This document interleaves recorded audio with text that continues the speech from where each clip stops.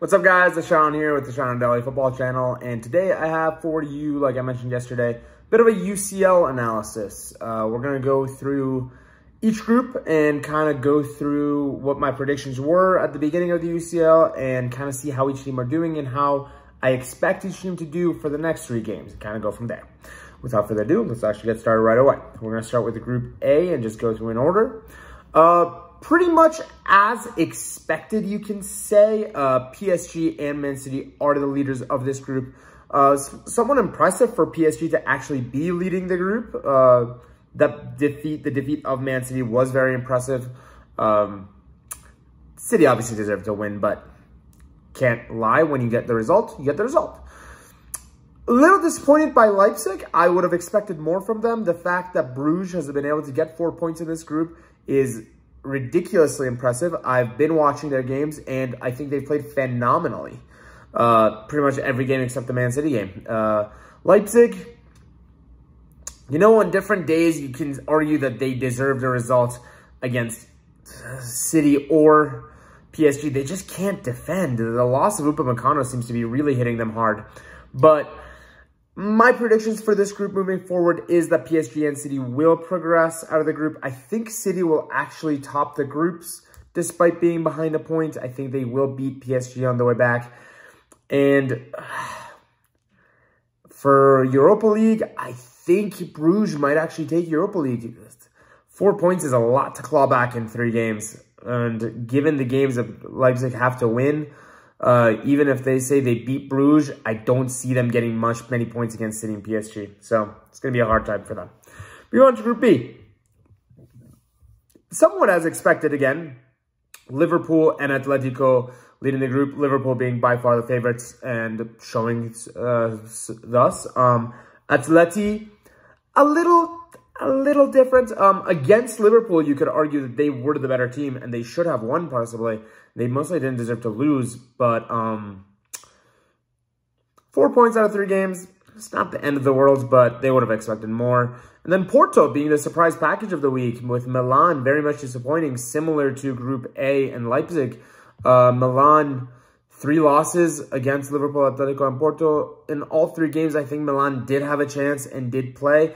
Against Porto, that was just a very disappointing game from them at the Dragon Stadium.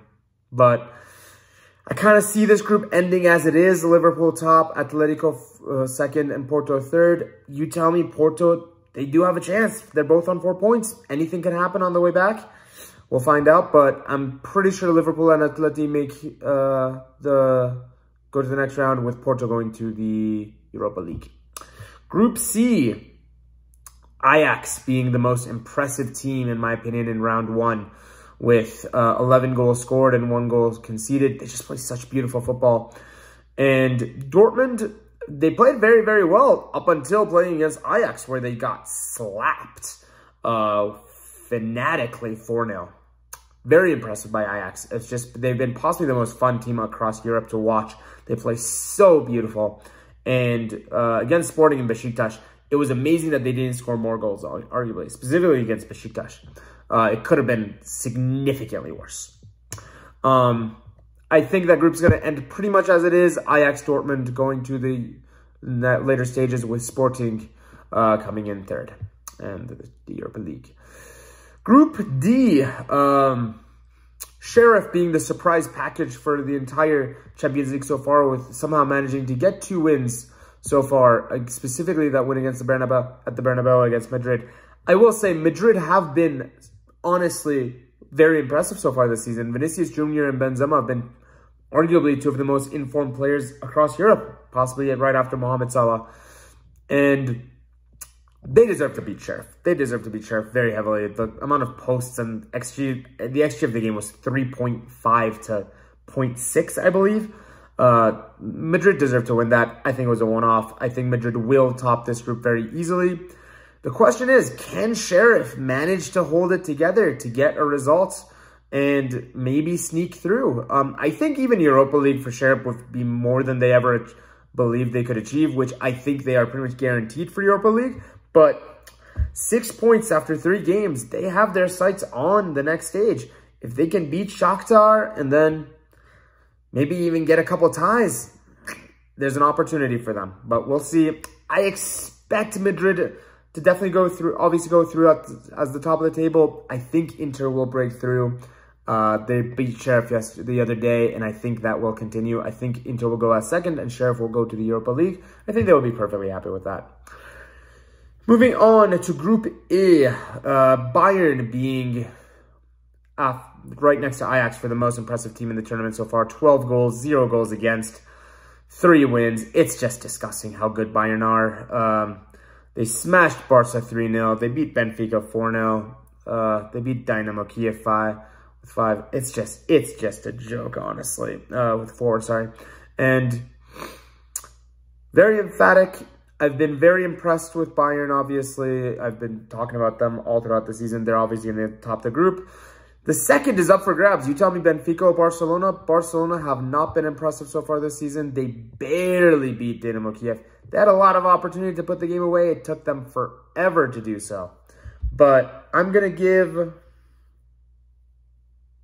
a wild shout and say Benfica are going to make it through the groups. I think Benfica are going to make it through the groups, honestly. I'm going to put Barcelona in third and to the Europa League. Wow. Wow.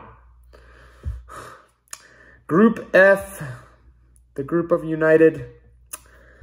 Oh, 6 points out of 3 games. It's not horrible. It's not. It really isn't. But given the quality of these games, you can't argue in any of these games did we deserve a result. We didn't deserve to beat Villarreal. We didn't deserve to beat Atalanta. Maybe we did deserve to beat Atalanta. We definitely didn't deserve anything against Young Boys, and we didn't get anything against Young Boys. The red card obviously had a huge effect on that game, and if that red card hadn't been the case, we would have gotten 9 points. We would have been sitting with 9 points right now. I think we will make it through. I think something truly catastrophic has to happen for us not to make through. I just think we have enough quality to get results against against Atalanta, and I believe we can beat Young Boys at Old Trafford. So I think another 3 points pretty much guarantees qualification. Maybe 4 points guarantees qualification at this point. So if we get a win and 2 draws, I think that's pretty much would be us done. And just depends. However, at the moment, United can lose every game in the world.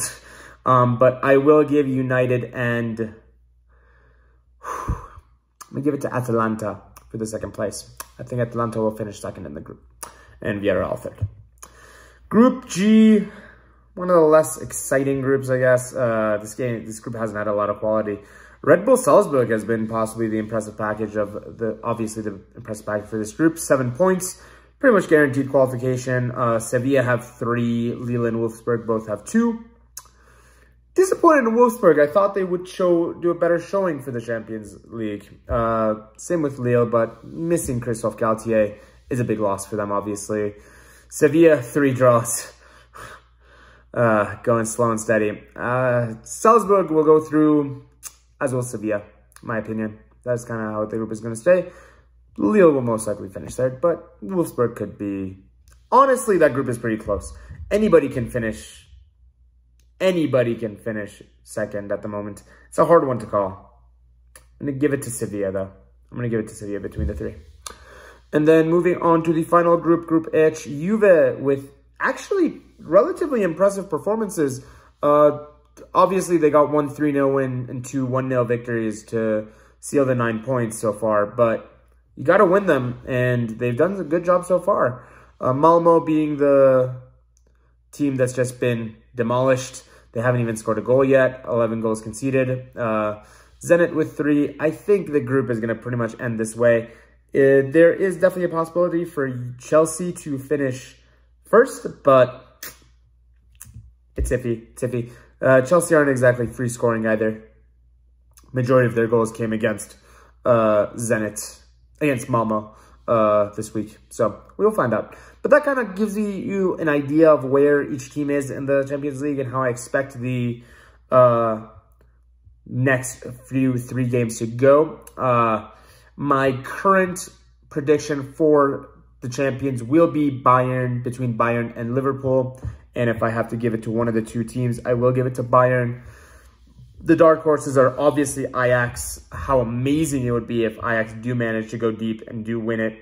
But outside of that, I don't think PSG or Man City are going to win it, to be completely honest. PSG, too many defensive issues. Man City, when things don't go their way, it just really doesn't go their way, like against PSG. And even against Leipzig, like Leipzig tore them to pieces. I think Bayern would have a field day against Man City. So we will find out, though. I'm very interested to see. Moving forward, I guess Man City is always Man City, though. The winner would be between Man City and Liverpool, Bayern. Those are my three at the moment. Maybe Real Madrid as a surprise package as well. Real Madrid, Ajax, they're in there. So very, very exciting games. I'm looking forward to the next three. We'll see how they go. More than anything else, we have this weekend. We have a lot of great games all around Europe. And I'll be back with you tomorrow with the big Sunday analysis. Bye, guys. Have a good day. Bye.